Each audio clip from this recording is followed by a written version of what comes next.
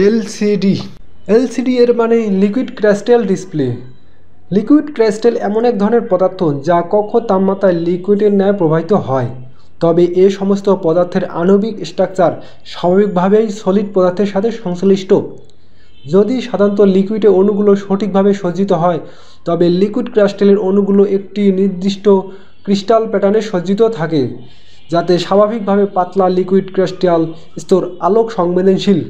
তবে এতে যখন ইলেকট্রিক ফিল্ড প্রয়োগ করা হয়, তখন আলোক ধর্মের কারণে এটা সজ্জিত অণুগুলোর অবস্থার পরিবর্তন হয়।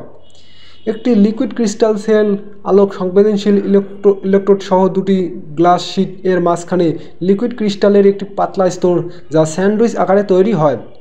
ট্রান্সপারেন্ট ইলেকট্রোড দুটি গ্লাস শীটের ভিতরের সাইডে লিকুইডের ওপর স্থাপন করা থাকে। এ ধরনের সেলকে ট্রান্সমিটিভ টাইপ সেল বলা হয়।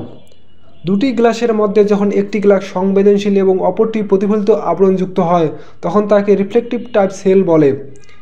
এলসিডি নিজে নিজে কোনো আলো তৈরি করতে পারে না। ভিজুয়াল ইফেক্টের জন্য একটি এক্সটার্নাল সোর্স থেকে এর উপর আলো দিতে হয়। যখন একটি ফিল্ড ইফেক্ট ডিসপ্লে অ্যাক্টিভ করা হয়, তখন এলসিডি এর অ্যাক্টিভ অংশটুকু পতিত আলো বা আলোক শক্তিকে শোষণ করে নেয়, ফলে কালো ডিসপ্লে হয়। আর যখন ডাইনামিক স্ক্যাটারিং ডিসপ্লেকে সচল করা হয়, তখন সচল অংশের অণুগুলো বিক্ষিপ্তভাবে অবস্থান করে এবং তখন সকল ডিরেকশনে আলো ছড়িয়ে যায়, ফলে সচল এরিয়াতে সিলভার ডিসপ্লে সৃষ্টি হয়। অবশিষ্ট অংশটিতে ডিসপ্লে সৃষ্টি হয় না।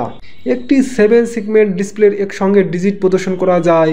যদি 5 সংখ্যাটি বা ডিজিটটি ডিসপ্লে করার প্রয়োজন হয়, তবে 8, 2, 3, 6 এবং 5 টার্মিনালগুলো অ্যাক্টিভ করতে হবে, যাতে শুধুমাত্র অ্যাক্টিভ সেগমেন্টগুলো প্রদর্শিত হয় এবং অন্যগুলো বন্ধ থাকে।